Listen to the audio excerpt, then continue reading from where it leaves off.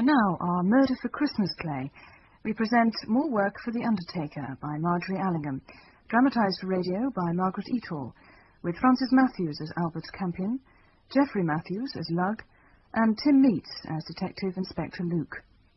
The setting for More Work for the Undertaker is London, 1946.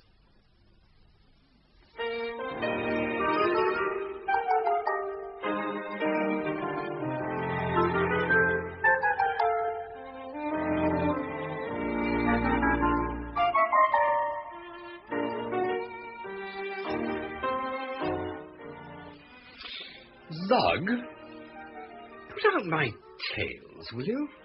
Going it a bit, aren't we, now we're back from the wars? Yes. Who's the lucky party this time? Just do it, Lug. All right, Cock, keep your hair on. My, we are short today. Did you have a nice time with Mr. Oakston? Oh, very pleasant. We sat in the park. Oh, very healthful. Yeah, very. We watched a charming old lady in a motoring veil and 6 different dresses and grass in her shoes received 6pence from a passing do-gooder. Apparently a daily occurrence. A simple mendicant. Blimey. Don't they give Oaksy boy anything to do at the yard now he runs the place? Ah, the sister of the lady in the park died recently. What's that got to do with us? Well, she may have been helped on her way. Poisoned. Oh, yeah? Yes, Oates has put Superintendent Yeo onto it, and Yeo wants me to make a few discreet inquiries. Oh, was he there too? Chief Busybodies get-together, was it? Thought he was giving all that up and going to be respectable on Government Island. Oh, I've got my advert written out. Got your what? My advert. Gentleman's gentleman seeks interesting employment. Remarkable references. Title preferred. I see. Yeah, well, that's about it. I can't come with you, Cock. I don't want to see myself an international incident. Yeah. But can't you oblige the Chief Justice once? No, I fear not, no. But it is interesting. Mr. Palinode family are relics of a gracious past. They're odd and brainy, but not the sort who get poisoned. Well, could happen to anybody. Yes, well, they'll know soon enough. They're digging the poor sister up again, Miss Ruth Palinode. It tickles your fancy, doesn't it? Can't resist it. As a matter of fact, Renee Roper has asked me to go and stay for a bit. Well, that nice old stage lady. How does she fit in? Well, she apparently now owns the house where all the Palinode tribe live. Well, those that are left, anyway. So she's naturally very concerned. Yeah, what a coincidence. Must be an omen. No, 2 crows don't make a summons, Lug. You need 3 for that. Move your arms. What's the time? I've got to ring Lord Dolloway before 5. Oh, so it's final then. You're going to accept? Yes, I am. Yeah, better tell the lady wife then. Lady Amanda rang up and asked, but I said I didn't know. What's this? Courtesy, sympathy, comfort in transit. Jazz Bowles and Son, the Practical Undertakers, 12 Apron Street, West 3. Apron Street is where the Palinodes live. That is a private letter, that is. Oh, well, go on, read it if you like. To Mr. Magus Fontaine Lug, Esquire, care of A. Campion, Esquire, 12A Bottle Street, Piccadilly, Westmont. Dear Magus, if Beatty was alive, which she is not, more's the pity, she would be writing this instead of me and the boy. We was wondering this dinner time. Can you get your governor to give us a bit of a hand in this Palinode kick-up, which you may have read of in the papers? Exhumations, as we call them in the trade, are not very nice and bad for business. Without disrespect, bring him along for a bit of tea and a jaw any day, as we do not do much after 3:30, and will do less if this goes on. Remembering you very kindly and all forgotten, I hope. Yours truly, Jas Bowles. Amazing cheek, isn't it? Yes. Yeah, he's a horrible man. Seems to know you pretty well. He's my brother-in-law. Married my only sister. The poor worm shoveler. I see. Yeah, during the war, that was the first war, I mean. Haven't spoken to him for 30 years. Come on a little trip inside. He behaved as though I took him with me. Sent back me wedding present to be. And I wrote him clean off me slate. Now he pops up out of the past and asks a favour when I couldn't help him if I could bring myself to it. Is this a put-up job? Some remarks I do not, yeah. Yes, when exactly did this arrive? 10 minutes ago, late post. No need to get excited. What's Jas to you, anyway? The 3rd crow, it seems. Oh, yeah? Yes. Shall I get his lordship for you? No. Get me Chief Superintendent Yeo.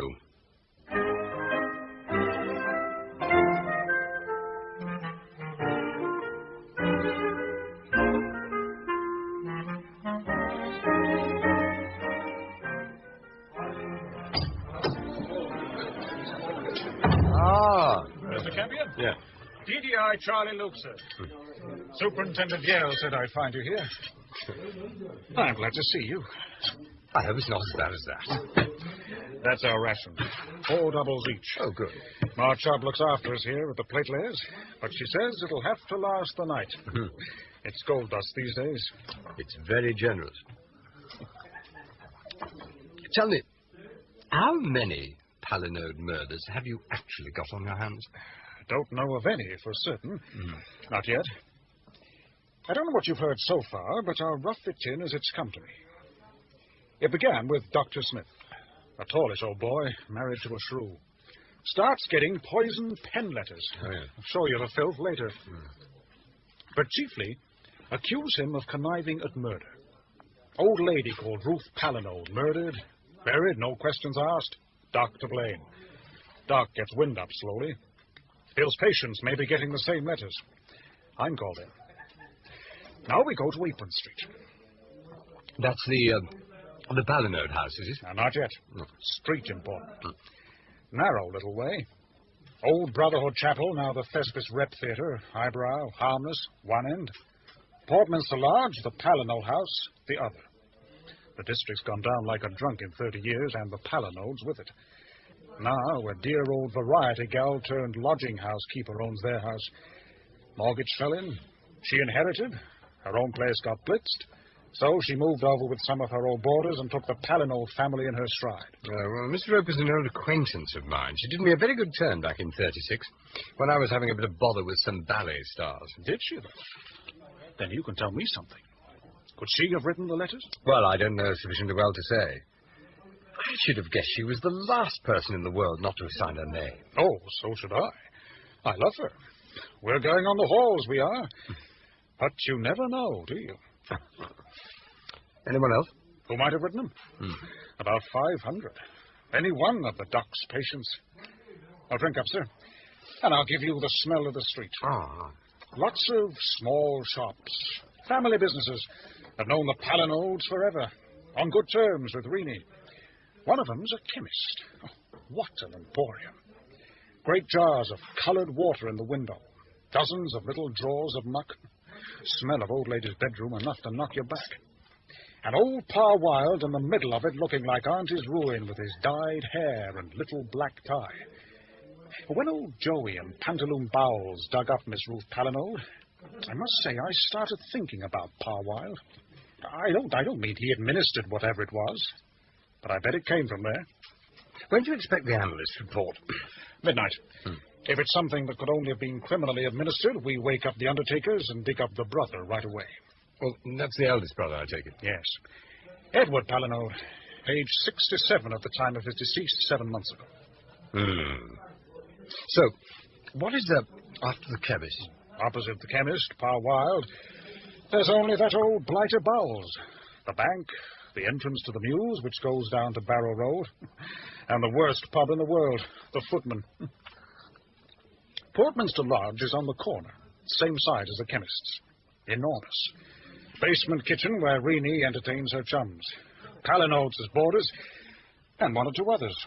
Old variety turn called Clary Grace, just started the RAF.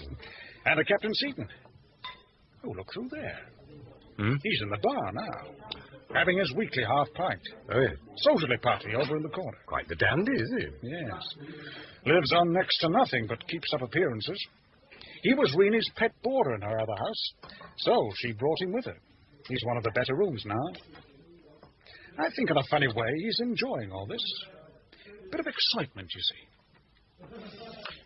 Why don't you want to talk about the Palinodes, Inspector? Can't. Why? Don't understand them. How do you mean? Just that. I don't understand what they say. Long words? Not particularly. But when I read the verbatim reports, I keep sending for the stenographer to see if he's got the words right. He doesn't know either. I see. There's 3 of them left, I can tell you that.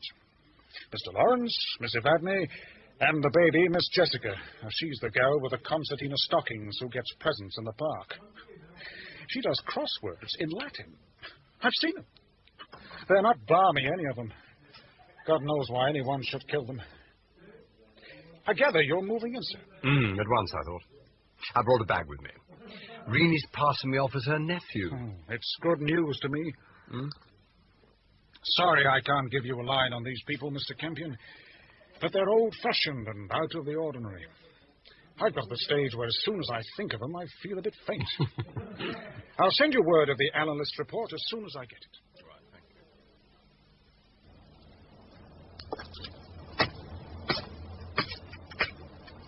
Oh.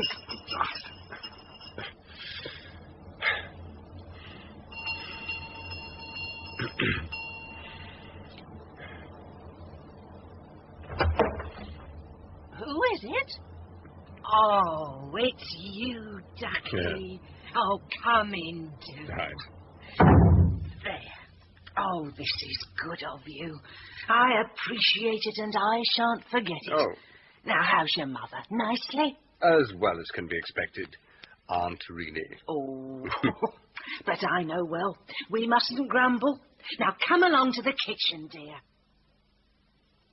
Clary, I don't think you've met my nephew, Albert. He's the one from Bury, the knobby side of the family, dear. He's a lawyer, and one does so need one at a time like this. I'm glad to be here, Auntie. Pleased to meet you. My name's Grace, Clarence Grace. Oh. I don't suppose you've heard of it. Now, sit down, Ducky. I expect you're hungry, and I'll find you something. Oh, thank you, Auntie. I've already eaten. Oh, are you sure? Oh, yes, absolutely. I had something on the train. Oh, well, that's a mercy anyway. Have a drop of clary stout then, dear, while I get on with your bed. It's quite a nice room, and no one's died in it. In my time, at any rate, so you needn't be nervous. Have some beer. Oh, thank you. You know, Reenie's been a pal of mine ever since I was a nipper. And somehow, I can't see you being her nephew. I should have heard of you before. I must have. She's one of the very best, Reenie is. Your old man wasn't really her brother, was he? Only in a manner of speaking. Oh, that's rich. That's whizzo. I shall use that. You're a laugh, you are. You're going to cheer us up. Here, keep up your strength. They can't get at the bottle stuff. Who? The family. The Pally-Allies upstairs. Roll me over. You don't think Reenie or I, or even Captain Excuse-My-Glove, have been going in for chemistry, do you? We're all right. We've known each other for donkey's years. It's the Pally-Allies, that's certain. But they can't get at the beer. Check the seals myself. I should hardly think you were all in much danger of indiscriminate poisoning. I mean, it's not as if any further attempt has been made. My dear old boy, you're a lawyer. You don't see the situation in a human light. Of course we're all in danger. There's a killer about, isn't there? Besides, what about the brother, the first one? He died, didn't he, last March? The police will be having him up next. They're all in it together. That's my theory. Well, I realize they're eccentric. Eccentric? Oh, good Lord, no. They're all number 8 hats and very quite. Their old man was a sort of genius, a professor. Letters after his name. Old Miss Ruth wasn't up to the family standard. She was going a bit. Used to forget her own name and take her plate out in public and that sort of thing generally. Thought she was invisible, probably. I think the others just got together and talked it over, and she couldn't make the grade. Where could I meet one of them? Well, you could go up now, Ducky, if you cared to. Take that tray up to Miss Evadne for me. Somebody's got to do it. Dear me. What a collection. Oh, never you mind. That's what she has. There you are. First floor, third door on the left. Right. Clary, you can do Mr. Lawrence tonight. Take him a kettle and he can mix it himself. Right.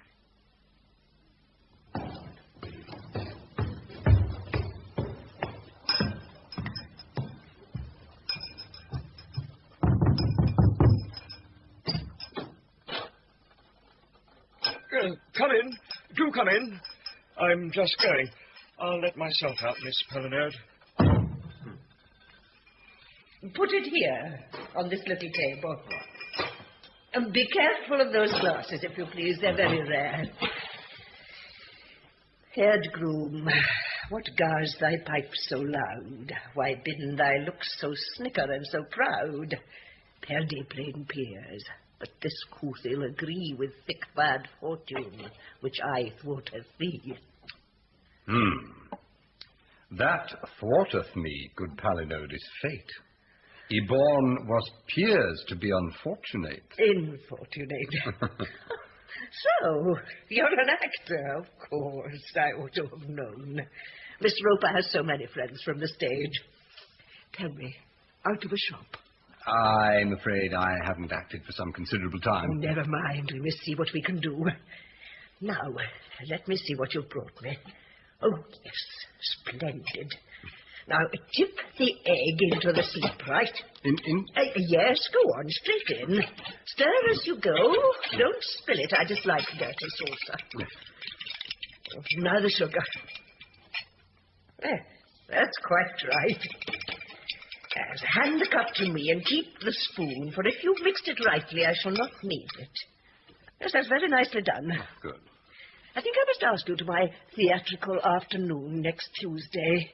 You would like to come, of course. It might lead to something, but I can't promise.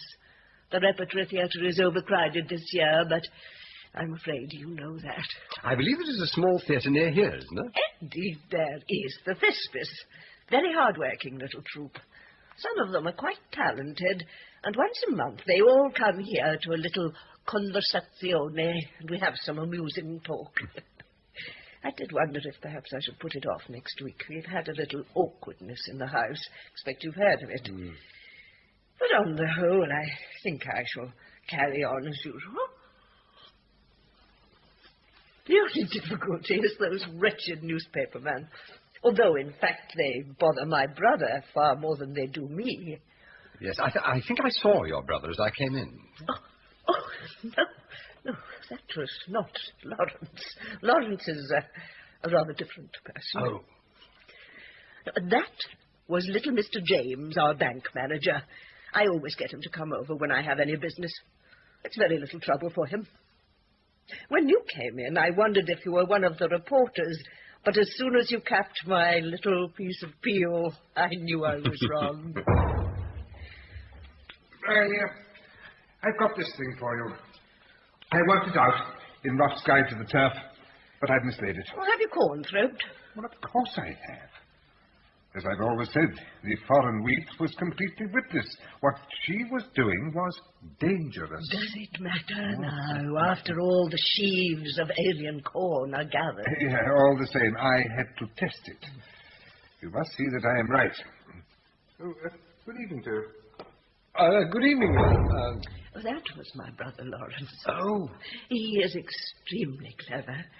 Of its kind, a most ingenious mind. He prepares all the crossword puzzles for the Literary Weekly in his spare time, although his real work is on the origins of Arthur.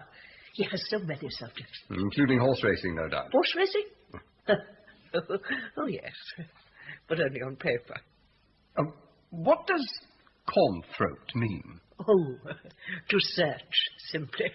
A family reference. You may take the train now. Oh, thank you. Good evening, Miss Palinode.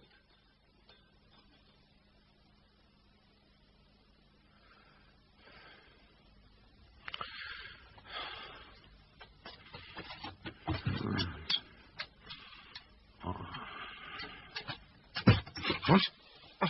There's a light switch by your side, Ducky. Oh, just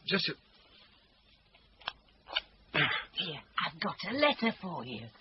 Oh, really? Thank you.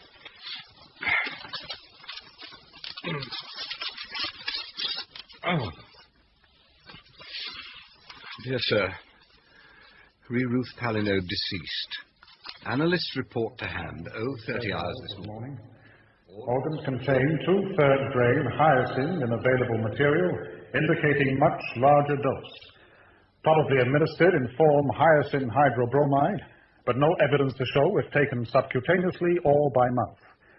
Normal medicinal dose, 1/100th to 1/50th grain. Re Edward von Creighton, Palinode, deceased. Proposed to have up, pronto. Belvedere Cemetery, Willswich, 4 a.m. approximately. Cordial invitation extended, no offence taken if you cut it. C. Luke, DDI. Well, now what's this for? Steady my nerves. Must I? Oh, the whiskey's all right. Take my dying oath it is. I've had it under lock and key. Did the policeman wake you? Oh. I'm so sorry. There was no great urgency. No, I was about, you know. Well, I got used to pottering around at night during the war. The air raid wardens were always popping in. I want to talk to you, Mr. Campion. Yes. First of all, I want just to tell you this. I'm absolutely on the level with you. I'm more than grateful to you, and you really can trust me. I shan't keep anything back, and I mean that, see? What's on your conscience, Auntie? Well, there's one little thing that's been going on for a long time, and I feel I ought to mention it, dear, just so that you don't go rooting it out and being surprised. Hello? I do beg your pardons. Oh. I was passing the door and thought the room was unoccupied. My attention was caught by the shaft of light. Oh, go along with you. You smelt it. Come along. There's a tooth glass over there. Bring it here. Here. There. This is Captain Seaton, Albert. Oh, hello. Now, it's quite a good thing you've come, because you can tell Mr. Campion exactly how it was that Miss Ruth was taken ill. I didn't kill the lady. On the contrary, I did what I could. I found her in the hall at 12:30. There she was, crimson in the face, and shouting out what sounded like a lot of figures.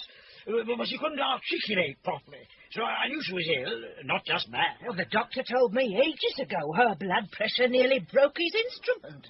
Got her to her room, sat her in the only chair free of books, and covered her over, and went for the Sawbones next door. He was just off to officiate at a birth of some sort, and said he'd come back when he could. I came back and took another look at her, and she seemed to have gone to sleep. That's right, dear. When I looked in about 2, she was breathing rather heavily, but I thought we'd better leave her till the doctor came. When was that? Nearly 3. Uh-huh. And she was dead by then. He said he had thrombosis. He was expecting it. Well, I couldn't blame him. Yet someone did. Oh, people will talk. Any sudden death makes a lot of stink. At any rate, I did not kill the vulgar trollop. I had words with her, I admit it, and I still feel I was within my rights. But once and for all, I did not kill her! Oh, shush, don't wake the house, dear. Good night. Many thanks. Good night. Oh, there, silly old fool. Now all that'll have to come out, I suppose. It's only because of the room. Old people are like children, they get jealous. I gave him a nice room when we came here, and Ruth always wanted it. She said she'd had it as a child, and when she found she couldn't get any change out of me, she had to go at him. That's all there was to it, really. I'm not lying, Ducky. No, it was too footling to mention. Was that the awful secret you were going to uncover? What? Me and the captain? Yes. My dear, we've lived in the same house for nearly 30 years. You don't want a detective to find out any secret there. You want a time machine. No. Now, I was going to tell you about the coffin cupboard. I beg your pardon? Well, of course, it may not be coffins, but I've never seen inside. Suppose you tell me what you're talking about. Well, I've let one of my cellars, Ducky, the little ones leading off the area round by the front door. I'm not actually in the house at all. To old Mr. Bowles, the Undertaker. What? Well, he asked me as a special favour, and I didn't like to refuse him. When was this? Oh, years ago. Well, months anyway. Well, he's always very quiet, but, well, I thought you might possibly hear him and his son down there tonight and wonder what it was. Is he here? Well, if he isn't, he soon will be. He popped in when you was up with Miss Evadne to say I wasn't to be nervous if I heard him moving about between 3 and 4. No, but he'll be at... Oh, no, of course. They didn't bury him. Mr. Edward? No, Bowles and Son didn't know. Oh, there was a fuss about that. Mr. Edward had it put in his will, the thoughtless old man. Oh, he was full of smarty ideas. He lost the family, their money, being so clever. Well, there you are, my dear. Yeah. Now, if you hear any thumping, it's just the Undertaker. Oh, the ultimate reassurance. Oh.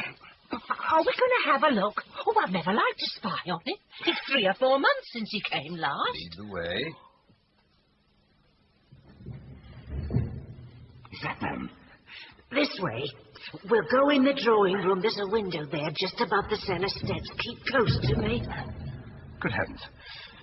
Whatever is that smell? Oh, that's all right. That's nothing. In here. Can you hear them now? Yeah. Shine your torch, Ducky. You'll see better. Oh! Oh! Edward von Cretin Palinode, born September the 4th, 1878, died March the 2nd, 1946. Mr. Edward's coffin. Yes. Oh, how can it be?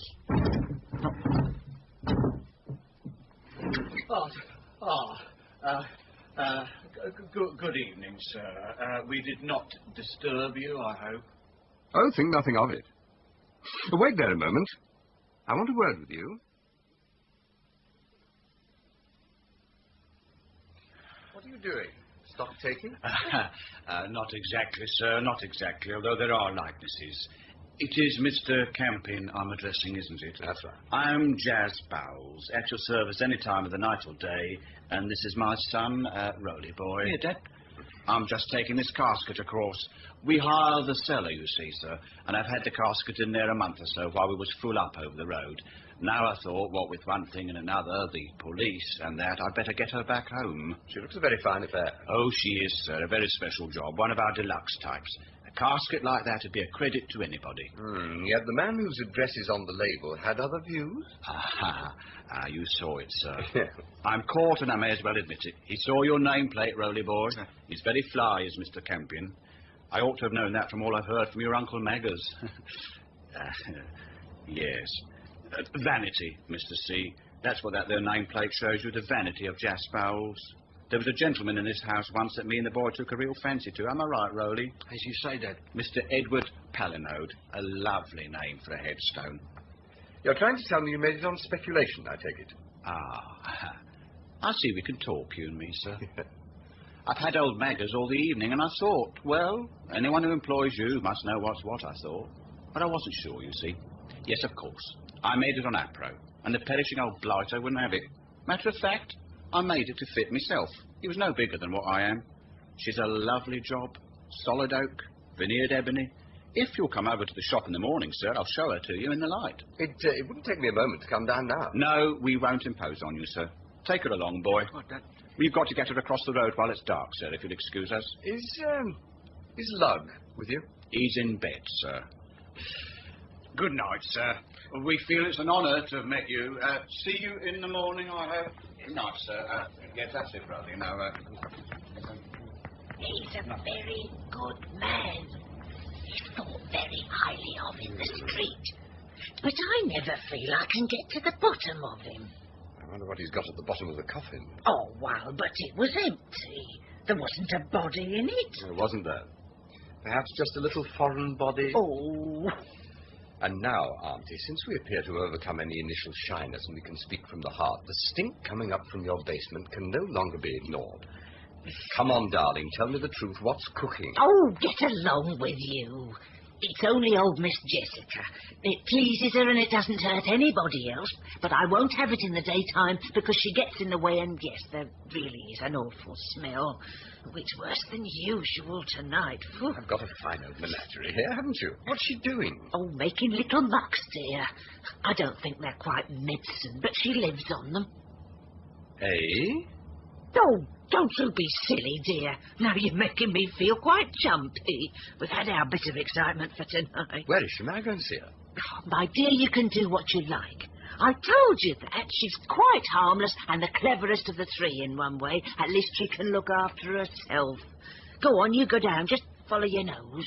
All right, go and get your beauty sleep. Oh, I need it, do I? Oh, you're laughing. Oh, you are a naughty boy.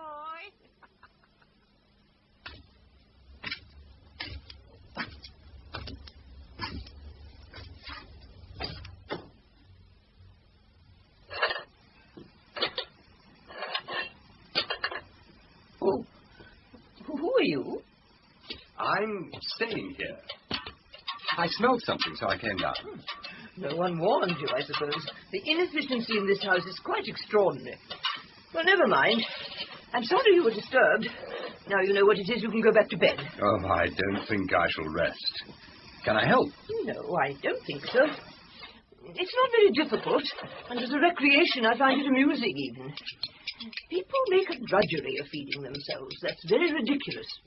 I make it a relaxation, and I get on very well. I see you do. You're very alert. That doesn't suggest improper food.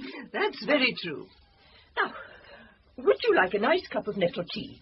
It's quite as nice as yerba mate and very good for one as well. Well, thank you. Good. I don't quite understand, though. What are you doing? Cooking. It may seem peculiar to you that I have to do it in the middle of the night in my own home, but there's an excellent explanation for that. Have you heard of a man called Herbert Boone? No. Well, there you are, you see. Hardly anybody has. He wrote a book called How to Live on 1 and 6. Now, this was written in 1917, of course, nearly 30 years ago. Since then, the index figure has risen by approximately 40%, so we must translate that as roughly 2 and a penny. It still sounds miraculous, doesn't it? It does indeed. Do you do it? Live on 2 and a penny? Yes. Oh, I do, nearly. I'll lend you the book.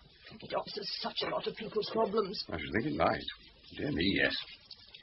Now, what's in there, may I ask? Oh, in this tin? Well, the thing that's been smelling rather is over there. It's embrocation for the grocer's knee. But this is broth of a sheep's jawbone. Not the whole head. That's too expensive. But cooked with herbs, it does very well. Look, is this really necessary? Do you mean am I so poor that I have to live like this? Or are you merely inquiring if I'm mad? No, I'm sorry. I don't really understand at all. I have less money than the others, not because I'm the youngest. It's because I trusted my elder brother to invest the greater part of my inheritance. He was a man of ideas, but he was not very practical. He lost all our money. I will not tell you my exact weekly income now, but it is counted in shillings and not in pounds. Oh, this is the tea, is it? Where'd you get the nettles? Hyde Park. There are lots of weeds. I mean herbs there, if one hunts for them. I made a mistake or two at first. You have to be exact, you know, with plants. And I was quite ill several times, but I've mastered it now, I think. Taste it, and if you can't bear it, I shall understand. But you must read the book. Oh. Lawrence doesn't like it either, but he drinks it. And he drinks this yarrow tea I make. He's very interested, but he's more conventional than I am. He doesn't really approve of my having no use for money. Although I don't know what he'd do if I had. But he has none. Is all this helping you, do you think, to find out who poisoned my sister Ruth? How did... I know who you are. You're a detective. Oh. I saw you with the other policeman in the park today. You must know.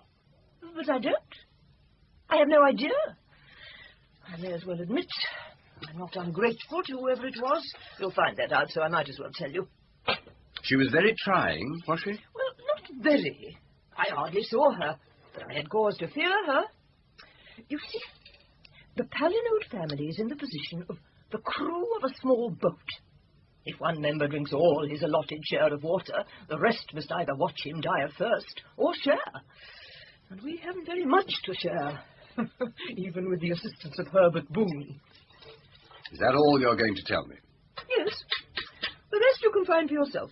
It's not very interesting. But why? Why? I have no gifts. I cannot make or write or even tell.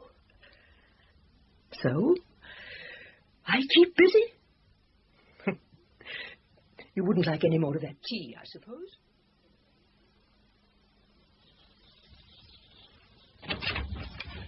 Morning, sir. What? Oh, morning, Luke. Really sent you tea, so I begged a cup for myself. Oh, thanks very much. Officially, I'm interviewing her lawyer nephew. I don't suppose that tail's going to wear, but I suppose we may as well stick to it as long as we can. Yes. Miss Jessica spotted me as a sleuth. She saw me with Oates and Yeo in the park. Oh, did she? Oh, they're not balmy, any of them. Now then, sir, what are the chances of Parwile the chemist having a basin full of hyoscine hydrobromide in his locker? Oh, small. No, my impression is that it's rarely used in medicine. Of course, it earned its reputation as a poison when Crippen tried it on Belle Elmore. Well, what is it? Henbane, I think. Really? What, the weed? Yes, I think so. It's very common. It grows everywhere. Damn it, you could find it in the park. Yes, I suppose you could. But then you'd have to make the muck. I'd better try the dock. And then I must tackle the bank manager. I saw him briefly last night. He'd been to see Mr. Vadney. Neat little soul. That's him. Mr. Henry James. Why does that name sound familiar? Refuses to talk about clients' finances unless subpoenaed. Miss Ruth was spending too much before she was killed. I've got that far. Of course, Yeo says money is the only respectable motive for murder. Well, none of these old dears has got any. They pay Reenie peanuts, just 2 or 3 quid a week. And Jessica only pays 5 bob. What? 5 shillings. Well, she won't eat a thing except her own boiled muck. I don't know how Reenie does it, but she's got money. A lot of money. I hope she's not in something with Jas Bowles. That would destroy my faith in women, that would. Oh, no, I hardly think so, no. I mean, would she have dragged me down in the middle of the night to catch him if she were? That's right. Well, shall we see the bank manager? I'd like to get there about 10 o'clock. All right. Oh, by the way, this came over the blower last night. Housebreaker called Lukey Jeffries in Charlesfield Prison Infirmary. Delirious. Well, what on earth is Keeps whispering Apron Street. Don't send me up Apron Street. When he's lucid, he says he's never heard of the place. Do I take it he's frightened? Seems so. But there's a note at the end. Physician reports sweating and deep agitation. Just like old Bowles last night. He was sweating, too. Look, I'll get up. Dear me, this is very awkward. I told you, Inspector, the bank can give no information whatever, save under subpoena. And I hope to goodness it isn't going to come to that. I really do. Could you consider forgetting the bank for a moment? You know the Palinode family in a private capacity, don't you? Yes, I suppose I do. We'll avoid the subject of money, then. Any good? We'll have to. What do you want to know? It's only routine. Miss Ruth Palinode was murdered. Is that official? Yes, but don't publish it before the inquest is resumed and over. We're the police, you know. You want to know how well I knew her and when I last saw her. Is that it? Well, I've known her since I was a boy, and I last saw her one morning in the week she died. I've been trying to remember which, and I think it was the morning before the day she was taken ill. She came in here. On business? Yes. She had an account here? Not at that time. Then her account had been recently closed. How can I answer that? Gone. Now, let's get back to when you were a child. Where did you live there? Here. In this house? Oh, yes. There are living quarters over these offices. My father was the manager at that time. In due course, I went into the head office in the city, and finally, when my father died, I came here as manager. We're not a large concern as banks go, and we specialize in personal service. Most of our clients have been with us for generations. Are there many other branches? 5 only. The head office is in Buttermarket. I expect you remember the Palinode family in its great days. Oh, I do. 35 years ago, before the Great War, this whole street was lined with carriages. The whole district used to revolve round the Palinodes. It was a great time, and they were very great people. The furs in church, the diamonds when Mrs. Palinode went to the theatre, the Christmas parties for those of us who were lucky enough to attend. But when I came back and found them as they are now, it was a shock, a genuine shock. They're still very charming people. Oh, yes. One still feels a duty to them. But, my dear sir, then... Perhaps Edward Palinode was not the businessman his father was? No. Miss Jessica tells me that her weekly income is measured in shillings. Miss Jessica? I cannot discuss that. No, of course not. When you saw Miss Ruth last, the day before she died, she was quite well then, was she? Oh, on the contrary. I thought she might be very ill. She was excitable, very overbearing and extravagant in her demands. In fact, when I heard next day... Yes, I'm certain it was the next day that she'd had a stroke. I wasn't at all surprised. So you accepted the diagnosis without question? I did, I'm afraid, absolutely. I said, well, I'm not astonished. There's one weight off the shoulders of those poor people. I should never have seen you, I knew it. There's a person to see the inspector. We don't want him in the front office, Mr. James. I sent him out again. It's a detective. He wants you with the Muse, sir. Very well. Congreve, when did Miss Ruth Palinode last call on us? The day before she died, was it not? No. It was the same day. No. I'm sure it was the day before. Thank you, Congreve. That will be all. What's going on out there? It's our right-hand neighbour, Mr. Bowles. Now, what's he been up to, eh? Perhaps he's gone up Apron Street. Well, he can't do that, sir, because this is Apron Street. You must be a stranger if you don't know that. I'll see you out, Mr. Campion. I'm afraid old Congreve's hearing varies. He has been with us a great many years and has certain privileges, or thinks he has.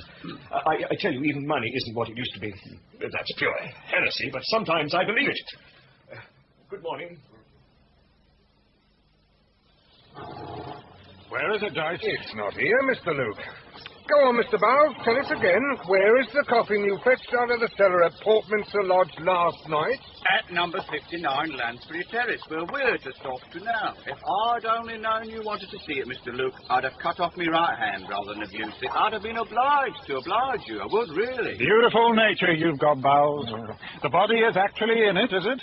All the relatives standing round it at this very moment, I suppose. He happened to need it this morning. It happened to fit. He happened to have an accident with the one he made for a customer. He happened not to know we might be interested. Put the words in me mouth, Sergeant. We'll just take one more look round the house, if it's not inconveniencing you. No, that is a pity. I can't manage it, Mr. Luke. Not unless we go down Lansbury Terrace at a gallop, and that might be misunderstood and cause bad feeling. But as luck will have it, I've got my brother-in-law in the kitchen. He's sitting over the fire with an heavy head. He'll be pleased to show you around and be a witness. Very well, we'll do that. See you after the party, Bowles. You didn't ought to joke, Mr. Luke. Not on this subject. Ah, my dear Inspector. Welcome to our humble kitchen. I saw you chatting among the crows, so I wandered round the front and through the shop. Lug says they handed him a Mickey Finn last night. Oh. What did they dilute it with? A Guinness and 2 halves of bitter, I ask you. Me. I went off, like one of me brother-in-law's customers, and now I feel like one. That's typical of Jas. Absolutely tip. In his own house. Yeah. Well, there's nothing here. I've staggered round the old tuckney-halfpenny outfit, and there's not a wax flower out of place. I don't know what the old hypocrite's up to, but whatever it is something extra. Extraordinary? No. I speak English, I hope. Extra, meaning something else. Something that's nothing to do with the little bit of now it's your turn over the road. Oh, keep it quiet if you're Christians, like the mere flies stamp this morning.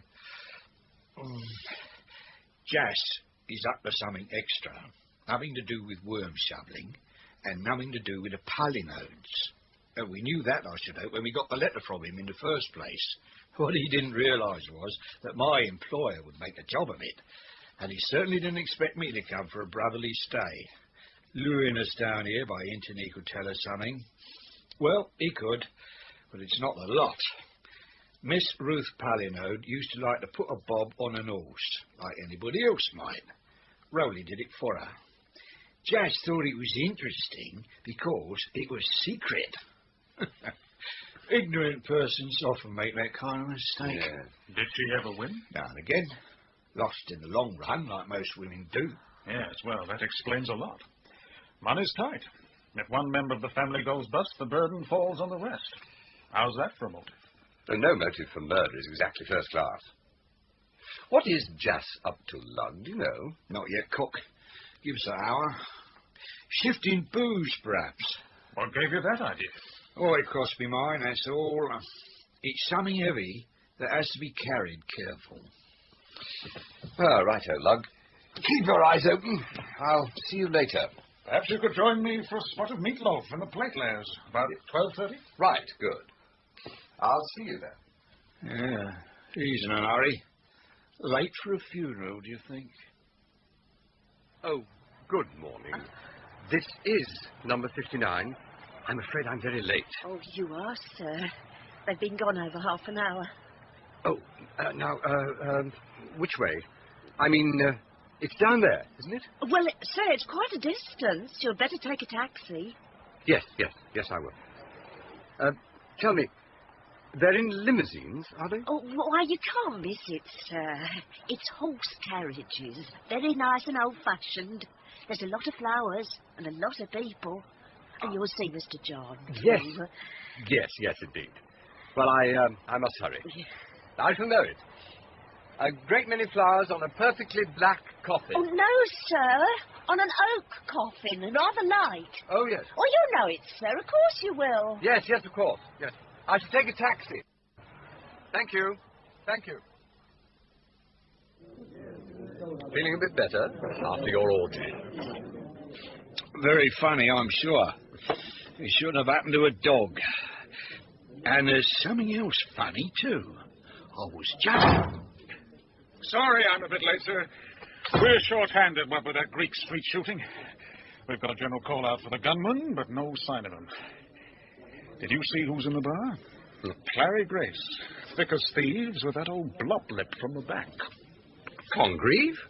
They make an unlikely pair. Don't they? A lot of relationships around here are a bit unusual, if you ask me. Yeah, like the one in the chemist's. How wild? Yeah, it's a rum shop. And the old corpse behind the counter, he's not ordinary. And then, there she was. What are you talking about? That's right. Behave like an official. Don't listen and then ask. They missed something on that there island you was going to govern. I am telling you. I went into the chemist for a pickup after my unhappy accident last night. And as I was talking to old Paragonic, in she come. Bella Musgrave. Her as used to batten on the bereaved at funerals. Oh. He'd give her a look, and she give him one, and then she went in the back. Sure. Yeah, it was her, all right. Same black veil, same gentle eyes, full of hypocrisy. An extraordinary thing.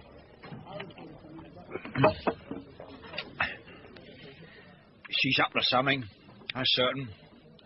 She might be his auntie. He's the kind of chap to have that kind of relation, but then again, he might not. Who is Bella Musgrave? Oh, just a small-time crook whom we once saw sent down for 18 months, selling Bibles in a questionable manner. How did the doctor take your analyst report? Oh, resigned, you know. Yes. But you remember old Miss Jessica, the gal from the park? Yes. Now, he says she's been giving the old man in the dairy cups of poppy tea for his neuralgia. The right poppy at the right time of year, and he'd have been out like a light. Could detain her on suspicion, but it sounds so balmy, doesn't it? She's not, though. Now, I've just had a session with her solicitor. She persuaded Mr. Lawrence and Miss Evadne to agree to his telling all about the family fortunes. She's anxious to assist as much as possible, well, so she says. It seems they all own shares in absolutely worthless commodities. Mr. Edward apparently had a genius for unsuccessful speculation. Nothing came up. Oh, there was a rumour that Brownie mines might have a spark in them, but that fizzled out too. Evadne and Lawrence lost faith in him and kept £7,000 each. Jessica went on longer. Edward died, worth just £75 in cash, and £100,000 in various shares, nominal value only. They've all willed their worthless shares to their friends, just to show that they would have done something for them if they'd been able to. It's true. Yes, Miss Ruth appears to have had a spiteful streak. She left her parcel of Brownie Mine shares to the captain to pay him back for pinching her room. Not worth anything, I suppose. Ah, a motive, you think? No, I'm afraid not. Anyway, there's no reason to think that he knew in advance he was going to get them. Not much light there, is there? No, but I think I'll drop a line to Superintendent Yeo. He may be able to shed a little. Oh, by the way, friend Jas has been caught out. Yeah? Yes, the Lansbury Terrace affair was a perfectly respectable oak coffin, not Mr. Edwards' resplendent ebony. The old perisher. We'll get him, never you fear.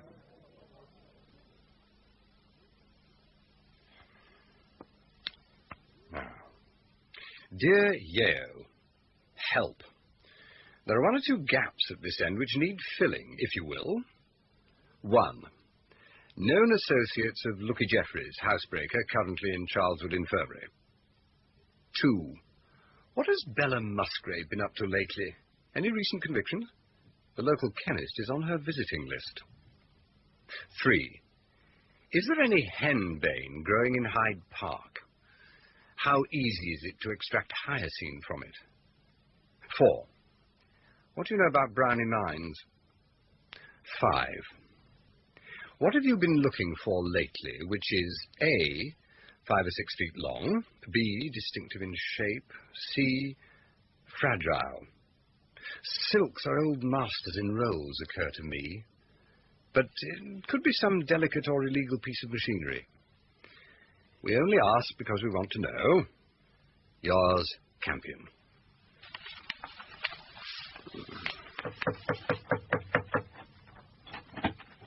Ah, there you are.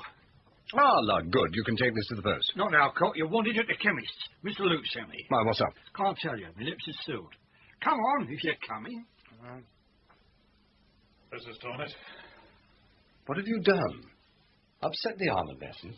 I ought to be shot. Struth, I could do it myself. Look at this little lot. Who is it? Pa Wilde, the chemist. I wasn't even questioning him, really. I'd hardly begun. I met Lug outside the Thespis, and he told me he'd seen a van drive up here about 4 and take a packing case on board. That's right. It was heavy, and Pa gave him a hand. 2 men got up in front of the van, and Bella Musgrave, in her funeral clothes, hopped in her back. Didn't get a chance of a chat. They were off in double quick time, but I got a number. What shape was the packing case? Long and thin. I didn't see it close to. So, what did you say to Pa Wilde, Luke, to drive him over the edge? I just asked about his girlfriend, and he went all coy. So I said, "Come off it, Pa. She's just left here with her box. What's Morning Musgrave done? Taken her little black bag and left you for Jas Bowles?" He began to shake. "Just a minute, Mr. Luke," he said. Went behind the counter, made a noise like a pheasant, and went down among the bottles. I can't believe it was necessary. The hyoscine may have come from here, but I never suspected him of administering it. He was a silly, vain old chap, not the size for anything big. Perhaps it wasn't so much what he'd done as what he knew. Did you recognize either of the 2 men in the van, Lug? One of them was a perfect stranger that I know, but the other one looked like the ghost of Peter George Jelf. Reunion. That's what it is, Cock. Who's Jelf? Well, the Fuller gang was before your time, I fancy. Late 20s, remarkably unchoosy. Jelf was the 3rd in command. Hired malefactor. Them was the judge's words, not mine. Anyway, Gov, they'd all been upstairs. A room with nothing in it but 2 hard chairs facing each other. An armchair what Jas had sat in. Must have been him. Great fat dent in the cushion. And a smell of them little whiffsy smokes. Oh, he'd been there, and I'd take my oath on it. 2 chairs, eh? Yeah. Very suggestive. The question is, what does he put in it? Eh? Put in what? The box which rests on the chair.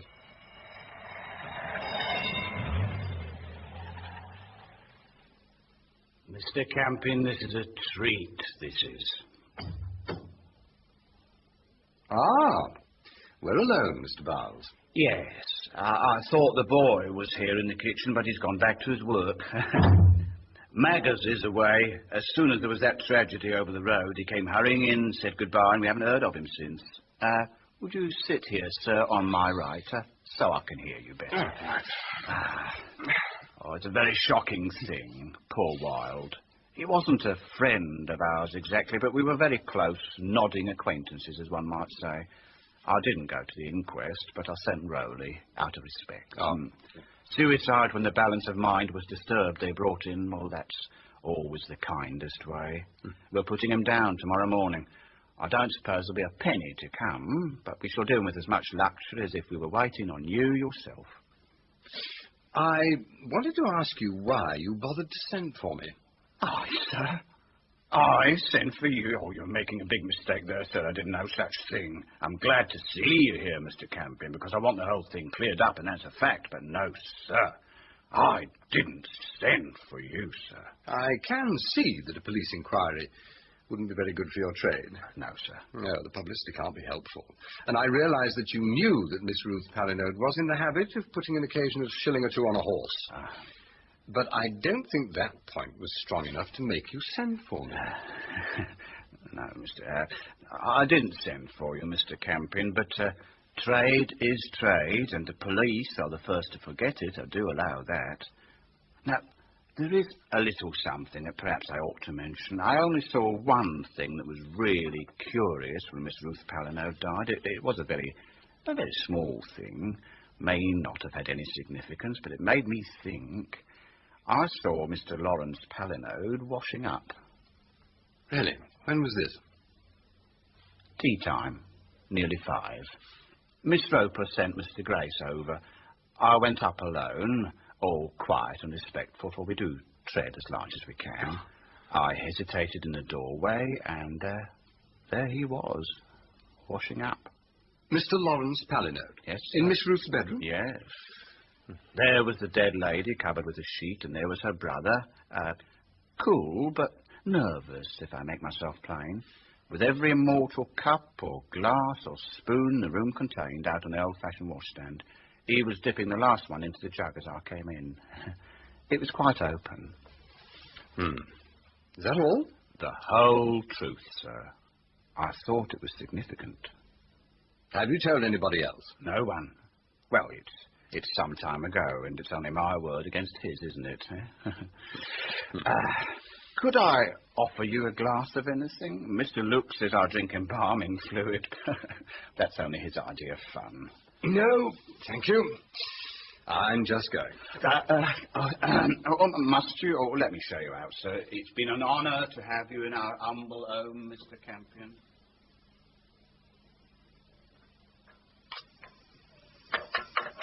Oh, there you are, dear. You managed to get round the crowd all right. That's right, Ducky. Oh, people are so gruesome, aren't they? Oh, some of them are reporters, of course. They've gone off the Greek Street shooting now that there's been another death in Apron Street. Yes, the vultures will gather. They weren't interested in me, I'm glad to say, although the captain and Mr. Lawrence were having some difficulty getting through. What, together? Oh, they must have made it up then. Oh, they were having such a row earlier on. But Mr. Lawrence is never angry for long, bless him. I should have thought the captain's resentment would have died with Miss Ruth. Oh, yes, Ducky, that's all right. It sounded as though they were arguing about those horrible letters the doctor keeps getting. Oh, everybody seems so scratchy nowadays. And Clary's angry with me, too. He says I give the family more than they pay for. Well, what if I do? I can afford it. I won't have him trying to pump old Congreve about my bank account. It is not his business. Of course not, Auntie. Oh, I'm sorry, Albert. I do get wound up. I think I know why you do it. I was looking at Professor Palinode's portrait in the dining room this morning. Oh, were you, dear? Well, don't be too clever, will you? I should like. Well, by the way, you've got a visitor. Now, he seems quite anxious not to meet anyone, so I put him in your room. Name of Glossop, I think he said. Glossop? Well, the only Glossop I know is the financial advisor to the Treasury. Oh, la-di-da. I've only met him once or twice. Well, I don't know, Ducky. I'm sure you'd better go up and see, hadn't you? But don't be late for supper now. All right, Auntie, I'll be good. Thank you so much. I'm so unpractical with electrical things. Yeah. You must come to my theatrical conversazione tomorrow, just after 6. Don't be late. I get too tired to talk rather soon. Oh, you're out a lot. Ah, Sir William. I hope you've not been waiting long. Extraordinary woman. Seemed to take me for an actor. Oh, really? Made me mend an electric kettle. Yes. Well, she's good at getting people to do things for her. Is she your murderess? A runner-up.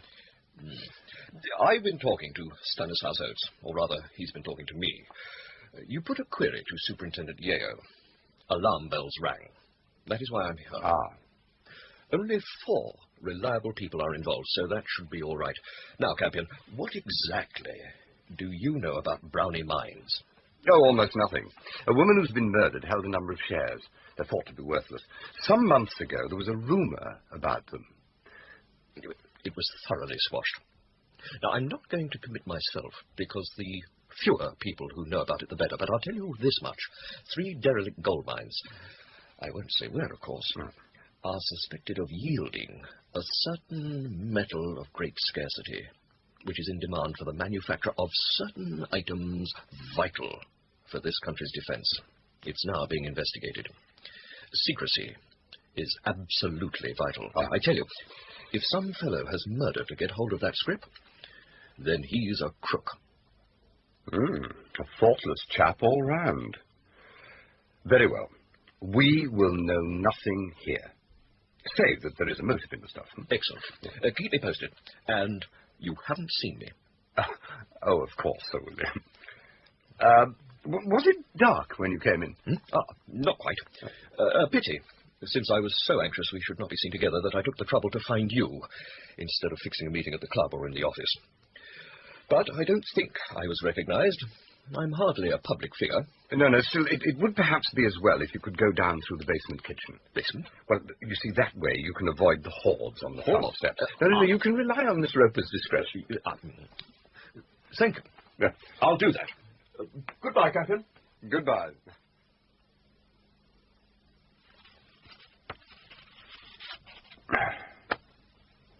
Dear Amanda, I expect you to receive my other letter by now. I don't know how much longer I shall be away. We're still largely in the dark, though I have great confidence in Charlie Luke. It's rather like working with a human dynamo. He's very young for the job, but he will go far, I'm certain. He never lets go, you see, the best quality for a detective to have. My best love to Sexton Blake Jr., and to you as always, Albert. It's only beer. Ah, Luke. What's a country? You drink pretty, I'll have the bottle. Oh, what a day. No go with Edward. Looks like natural causes. Greener's been reported in France. He's one of the Greek Street pair. The other one has vanished into thin air. I've got a couple of chaps going over par wild stock. Nothing there so far. Oh, and the docks had another poisoned letter. Oh? You can read it. Here. Oh, thank you. Oh, dear, dear. You, blank, etc., etc. Oh, well, he could have spared him that. Blank, dear me. Glass tells all, don't forget. Burning hell? Quite a little viper, isn't she? It is she, I suppose? Oh, yes, no doubt about it. We've had the shrinks on it. Well, what it all seems to boil down to is, yes, here we are. The brother is the one who's being clever. He's got what she left to the captain, who is a poor fool. Fascinating if true. How come? Because Miss Ruth's legacy to the captain, whom she disliked, was 8,000 preference negotiable shares in a deadly secret. Sit down and listen to me break a confidence. And then I think we must have a word with Lawrence. Forensic medicine, toxicology, mental abnormality and crime. Good Lord, quite a library. Lawrence Palinode becomes more interesting. Shakes me. Palinode feeder again, look. What? All by itself on the mantelpiece. Envelope as well. Addressed to Lawrence? Yes.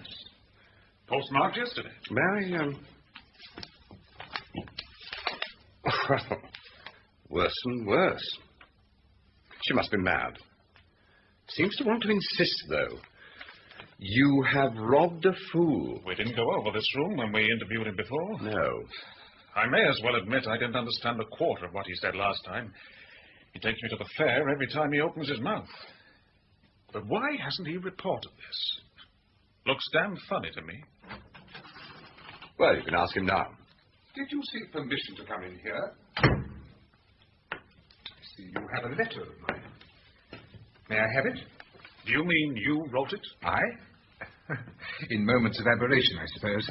It's an interesting theory, but hardly tenable. I have seen another like it addressed to the doctor. It is the same handwriting. It's a woman, you know. Well, probably you don't find that as shattering as I do. Are all these library books? Most of them. I wished to read up on the subject when I read the first anonymous letter. You see, someone on the inside must have written them. She knows so much about us. What made you so sure your sister Ruth had committed suicide? You are remarkably well informed. You washed up every cup and glass, you see. Had it been only one, we might have been forgiven for arriving at a different conclusion. The Undertaker saw me, I suppose. Ruth was extravagant and had mortgaged her little income, equibimus, ambitiosa, pauperate. Ebony and I taxed her with it. She went to bed very upset and died the next day. When it occurred to me that she must have poisoned herself, I rinsed the vessels in her room because, I suppose, I didn't want anyone else to pick up anything dangerous by mistake. Where did you get the poison? That really is something for you to find out. The sedge is withered. I know nothing of any details. Ruth had a faulty mathematical streak. She had an absurd system, you know. I worked it out afterwards and found it completely unsound. Why do you think someone inside the house wrote the letters? Anyone could have told tales to a friend in the meat queue. It must be someone sympathetic to the captain.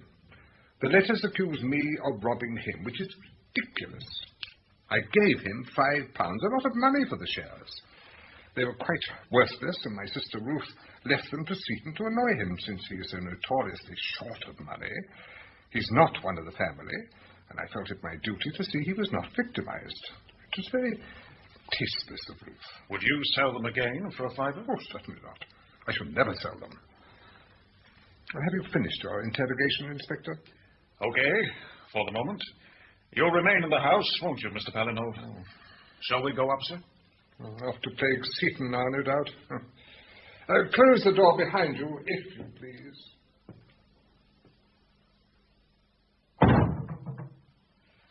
It's no use. The captain's had it. Oh. Must have drunk the whole bottle. One way of avoiding questioning. You'll have to sleep it off before we get a peep out of him. Here's a letter to you from the super. Ah, good. And a pile of memos for me. Nothing on Far Wild, except that he was in debt all round. Doctor's report says undernourished. Suggests blackmail, I suppose. Could have done anything in his time. He was a chemist, wasn't he? Well, Yeo says Bella Musgrave hadn't stepped over the edge for years. Lucky Jeffries died without saying any more. And an amateur couldn't make Hysing from Henbane. My chaps have turned over Bow's shop and found not a thing out of place, except that he was sweating profusely. Just as he was when I went and asked why he'd sent for me. Oh, he denied it, by the way. Couldn't get rid of me fast enough. And I just caught a glimpse of old Congreve from the bank, hidden in the corner as I left. Pile of justice as well, eh? Needs watching, that one. No sign of an import order for a body or anything. None. He says there's no call for it nowadays.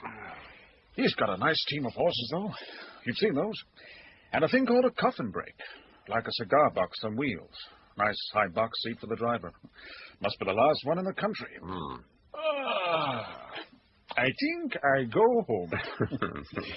Miss Ruth has been poisoned. Pa Wilde has done himself in. The captain has put himself out. Jas is innocent but sweating. And we're just exactly where we always were. Don't even know who wrote the filthy letters. Now, do you know, I've had a thought about that. That other letter to the doctor said, "Glass tells all, don't forget." You got any fortune tellers on your patch? I ought to resign on this. Glass sometimes means crystal ball, and the captain is perhaps vain enough to amuse himself with a few superstitious fancies. And unwittingly give out information about the family at the same time? Yes. Of course. She calls herself Pharaoh's daughter and gives readings for a tanner a time. Lives in a little dark street. Real name... God almighty. Miss Congreve. What? Damn it, Campion, she must be that old bloblet from the bank's sister.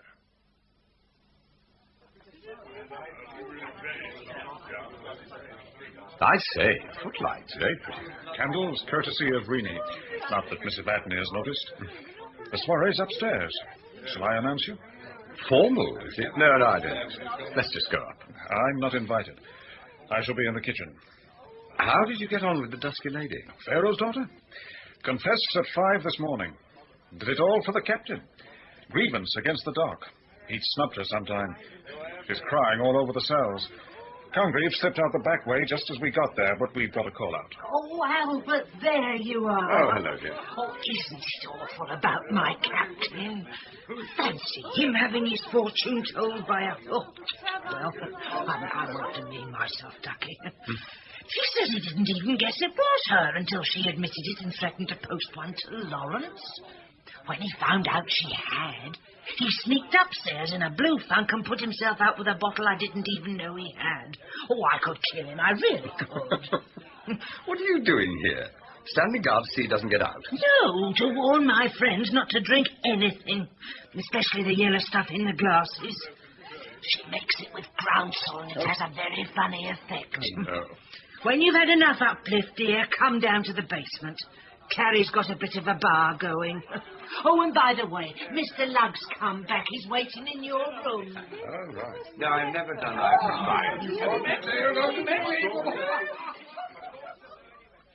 Hello. Care for a baked meat? What are you doing exactly? Helping cock. Oh. I come round looking for you, and the old girl with a voice like a beak persuaded me to hand around. Funny mutt I'm pushing out, but I've took a fancy to her. Mrs. Latney? The elder Miss P, yes. A lovely woman. Did you find out anything? No, not a lot.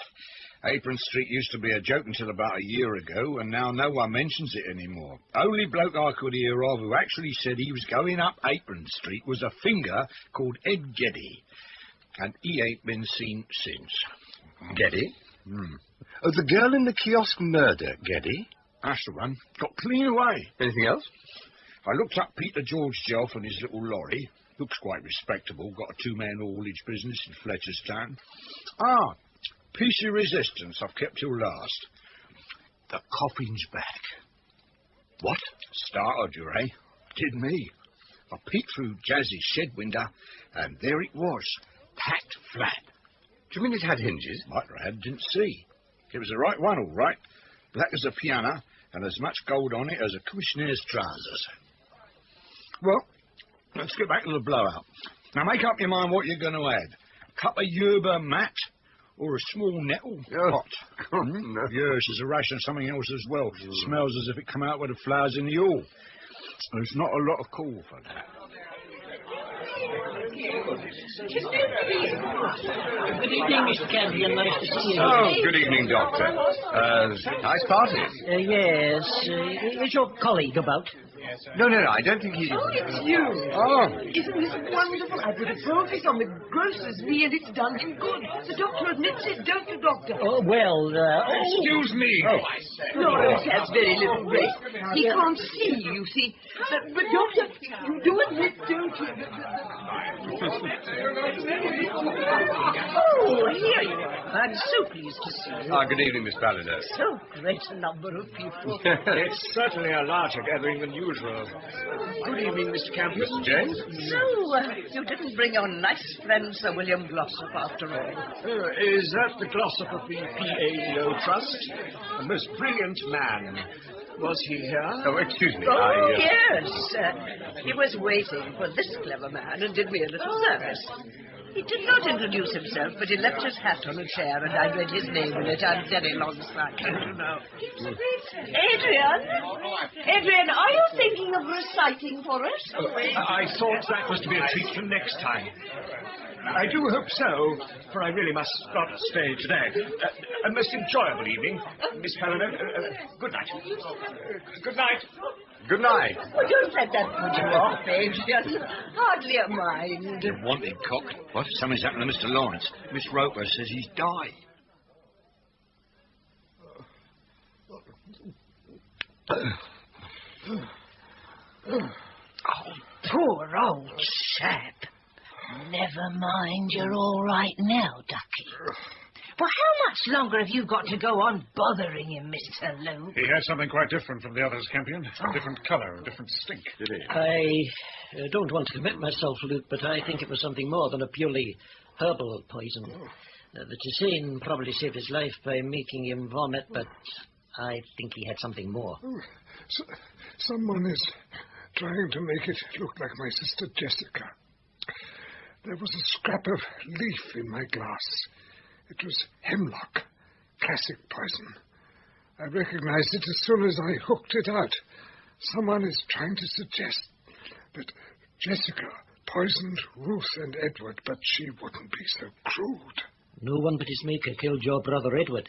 He had a stroke. I did the Babinski test. It's infallible.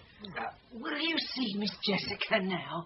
And Superintendent Yale's arrived. They're in the dining room. Come along then, sir. Look after Lawrence, really. Good evening, sir. What have you got, Luke? Something has disagreed with Lawrence. Did you know? Yes. I did not make a mistake. I made a green nettle drink, and the tansy was yellow. They tell me the stuff Lawrence drank was a deep bottle green.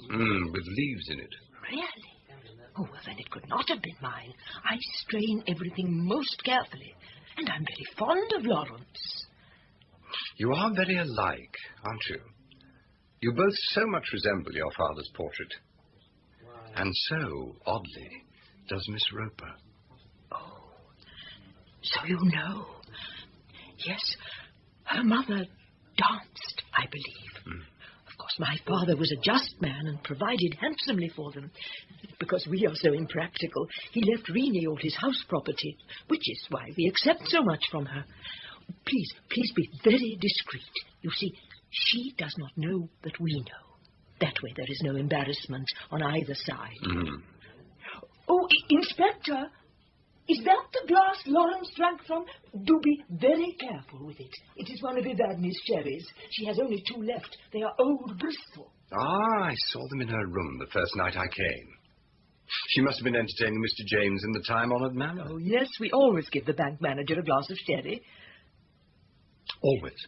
Yes. And does the bank reciprocate when you go there? Invariably. Lord, what fools! Luke, come on. Yes, Captain. You too, Yale. Come in. I hope your net hasn't any holes in it.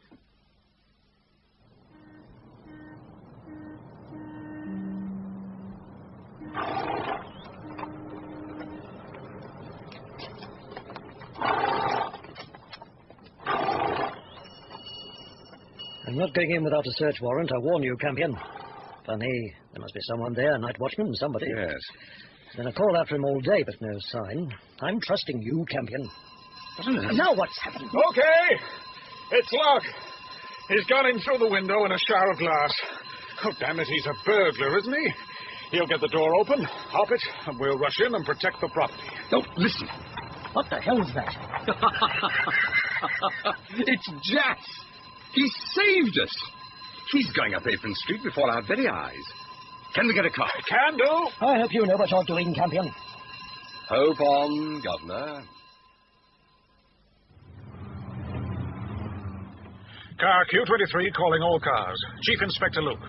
And pursuing black horse-drawn vehicle with single passenger driver. Technical name, coffin break.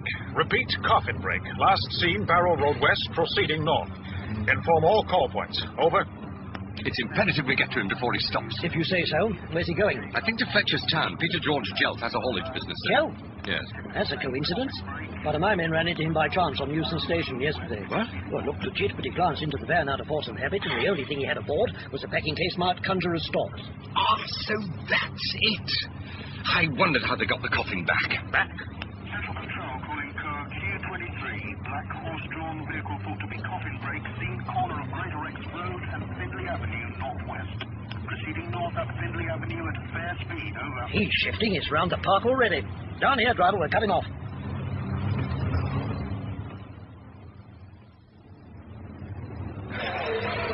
Damn it, we've lost him. I'd have sworn he had to come this way. Let me out. He won't risk going on. He'll unload. He'll get away with it. Central Control calling car Q23. Message for Chief Inspector Luke.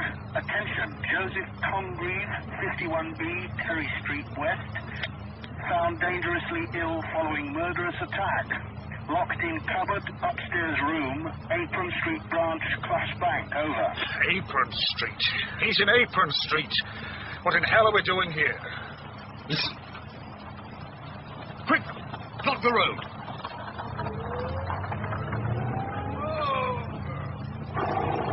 Mr. Luke, your car isn't broken down, I hope. Get down, Bowles. Certainly, Mr. Luke, sir, but I'm on my lawful account. Tell it all at the station. Get down. As you say, Mr. Luke. Well, this isn't like you. Can any of you gentlemen drive? The mare's not quite like a motor. Don't worry about that. I'll bring your horse myself. Get in the car. Very good, sir. I'm in your hands. Shall I go first, Mr. Luke? Open it up, Bowles. Open it, Mr. Luke. I hardly expected this, sir. Get on with it. Got a screwdriver? Of course. Very well. Stand back, gentlemen, if you please. The gentleman died of a bad trouble. There's no need for you to run any risk. We are used to it, of course. There you are, sir. Hope you're satisfied. It's not really very nice. Wait. Died, I think you said? Good Lord. What a rig. Doped, but still alive. Oh, yes. They were all alive, of course. That was the object of the exercise. Greener, your Greek Street bird was the one before this. What is it, an escape outfit? Yes, rather a good one. Awfully well done. Courtesy, sympathy, comfort in transit, in fact. They go to Ireland like this with a mourner laid on to weep them through the customs. Bella Musgrave, no less. I'll be... Who is doing it all? Him? No. That's the boss in the coffin. A genius in his way, but hopeless at murder. How he managed to kill Miss Ruth successfully, I really don't know. Campion, there's no way to give evidence. What's the first thing, man? Sorry, sir. His name is Henry James. He's the manager of the Apron Street branch of Clough Bank. Well, that's more like it. Now we're getting somewhere. What have you got to say for yourself, Bowles? It was done out of kindness. Put that down in writing and never let it be forgot. Hunted animals. That's how I saw them. And that's how I saw him in the finish. You couldn't understand him because you don't know Apron Street. It was changing and he wouldn't have it. He tried to stop the clock. I sympathise with that, but he didn't ought to have turned to murder. Couldn't bring myself to believe it of him, not at first. Yet you did, you know. Because after you'd made the mistake of asking your brother-in-law to investigate, you were terrified that James should find out you'd done so, Ah, you noticed old Congreve in my kitchen that night, did you? Oh, yeah. You're very sharp, Mr. Campion, I'll say that. He came round nosing and asking funny questions. And I wasn't sure if he was doing it for James or not, so I wasn't going to speak in front of him, though, in fact, James never trusted him. Seems to have planned a cosy retirement if the contents of that thing are anything to go by. Is there anything else we want from Bowles at the moment, Campion? Well, there's always Ed Geddy. Geddy? Still the poor little girl who couldn't have blacked his eye for it. Did he get away in this conjuring cabinet too? Got away, but didn't quite arrive. It was Ed Geddy who gave Apron Street its bad name among the fraternity. Either the drug was too powerful, the coffin too tight, or the journey too long. Ed died at the box. In view of the line he took when he thought Luke was going to raise the subject, Pa Wilde must have dispensed the drug. It'll be a question of proof, sir, won't it? If it's true. Oh, well, I think that's about it. The only query is how James knew Miss Ruth's shares in Brownie Mines were going to be worth something after all. It's just one of those top-secret leaks in financial circles, I suppose. But she had told him she'd left them to him in her will, and he did have the opportunity to do her in almost daily, because every time the Palinodes saw their bank manager, at home or in his office, they drank a glass of sherry together. Get away. No, bank's done that for 50 years. Aha, except this one. Of course, I should have realized sooner. It was Lawrence's green sherry glass this evening that switched on the light. I didn't realize James had inherited the shares. No, he didn't. No, she'd already changed her will, so it was all for nothing. Oh? Except that he got Lawrence to buy them from the captain, hoping to take them over as security for a small personal loan. Well, that's my bet. And then he thought to clean up the whole thing by polishing off Lawrence and throwing the blame for both murders onto Jessica. But I don't know where he got the stuff from. I believe I can throw some light there, sir. Yes, Dice. We got it out of old Congreve in hospital. James didn't have to get the hyoscine. It was there, in the corner cupboard of his office, right beside the sherry and the glasses, in a sealed glass box marked poison. It had been there as a curiosity ever since the days of Crippen. Lots of people took a morbid interest about it at the time. Congreve had worked in the bank so long, he always knew about it and noticed when it wasn't there anymore and told his sister. When they read about Miss Ruth's symptoms, they put two and two together. They were proposing to blackmail James over it. Wasn't that cupboard ever cleared out? We've had 2 wars since Crippen was hanged. Cleaned, but not cleared, sir. It's like a drawing room piece when you get the door open, full of what you might call relics. The whole place is a bit like that. Yeah. We found all the relevant papers and an antique wine cooler in his bedroom. We shall trace all his associates. Excellent. Excellent. Very neatly wrapped up. I didn't think you were going to get out of this one, Campion. Your praise is our reward. And now, if you'll excuse me, it is past my bedtime. Good night, Luke. Call on me anytime. Oh, I will. Next time you'll get a wire, if not an escort. Good night, and thanks.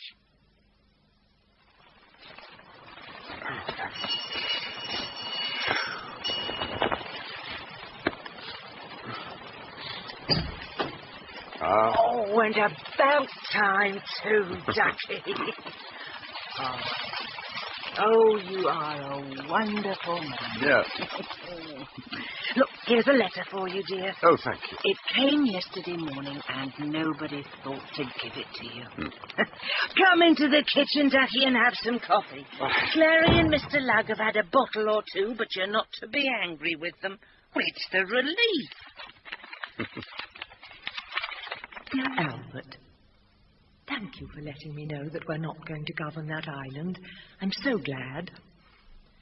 I've been following your case as well as I can from the newspapers, but the reports are very sketchy, I'm afraid, and I fear that any comment I might make would be so wide of the mark as to be irritating.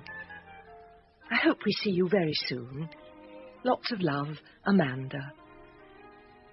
P.S. I can't help it. Have you thought of the bank manager? So shady.